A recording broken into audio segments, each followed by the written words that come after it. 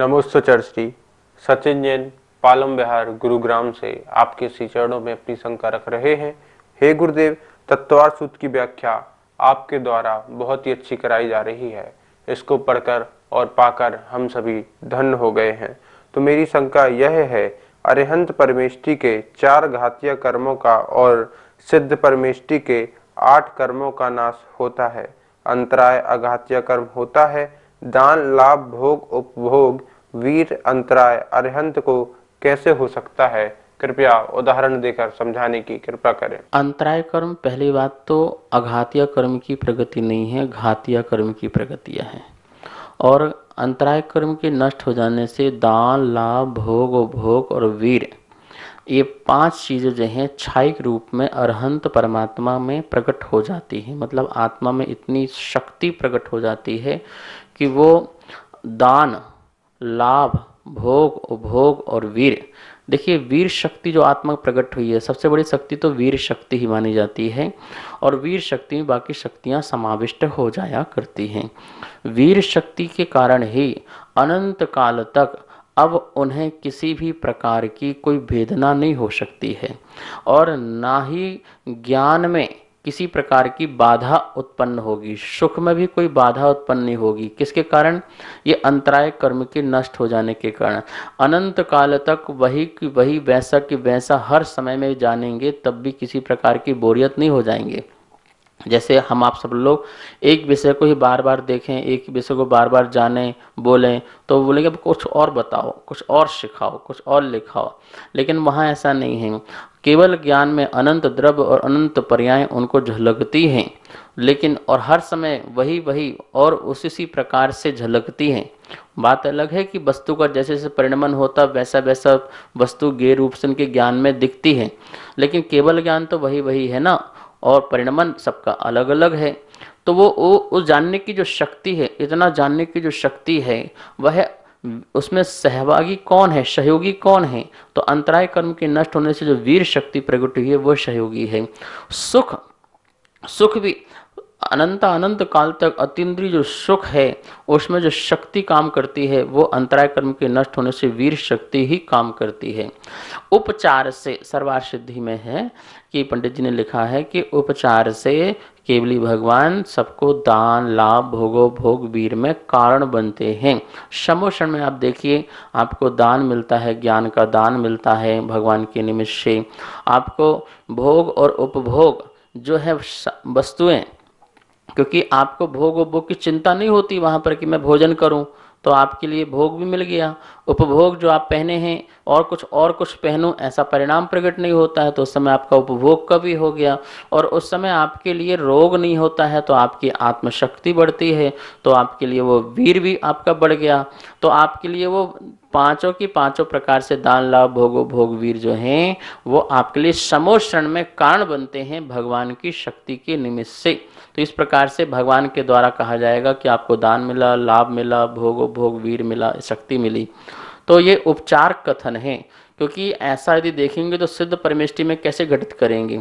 क्योंकि सिद्ध परमेष्टि जो हैं उनके पास भी तो ये सब कुछ है, तो अपने ही आत्मा में ज्ञान का दान हो रहा है, अपना ही लाभ हो रहा है, अपने ही भोग उपभोग हो रहा है, और अपनी ही शक्ति को वो उपयोग में ले रहे हैं। तो मतलब आत्मा संबंधी ही चीज़ों को लगाना है, बाह्य शरीर संबंधी बाह्य पदार्थ संबंधी नहीं लगाना है।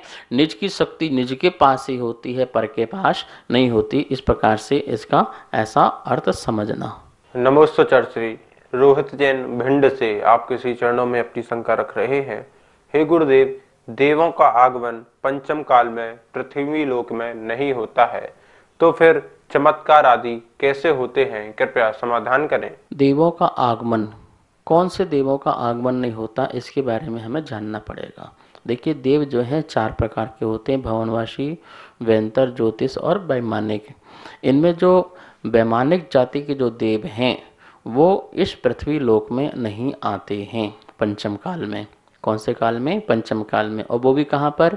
ढाई द्वीप में जो भरत ऐरावत का जो आरखंड है उसकी बात कह रहे हैं, वहाँ पर जहाँ काल का परिवर्तन होता है, ठीक है ना। तो यहाँ पंचम काल का परिवर्तन होता है। तो पंचम काल में कोई भी वैमानिक देव जो हैं इस पृथ्वी लोक में नहीं आते हैं। ढाई द्वीप के बाहर वो बहुत जगह स्थानों में जाते रहते हैं और विदेह क्षेत्र में जाते रहते हैं। मात्र 2 स्थान ही तो छूटे हैं, बाकी सब जगह वो आना जाना उनका चलता है। तो फिर यहाँ कौन से देव जो अपने जो चित्रा पृथ्वी है इसके नीचे जो है भवनवासी के भवन बने हुए हैं, और जो बैंतर देव हैं उनके निवास स्थान हैं जहाँ उनकी उत्पत्ति होती है, उनकी उत्पत्ति वहाँ नीचे होती है। और उसके बाद वो कहीं भी पृथ्वी लोक में कहीं भी भ्रमण कर सकते हैं।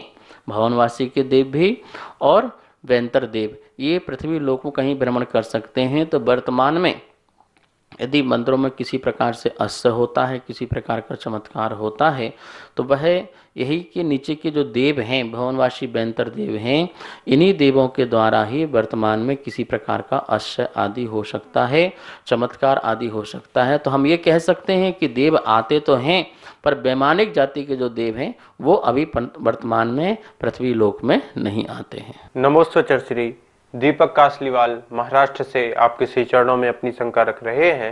हे गुरुदेव, एक स्थिति और एक भुक्ति ये मुनियों के गुण में आते हैं, इन दोनों में क्या अंतर है? कृपया समाधान करें। मुनिराजों के 28 मूल गुण, 5 महाव्रत, 5 समिति, 5 इंद्रिय निरोध, 6 आवश्यक और 7 शेष में मूल गुण होते हैं।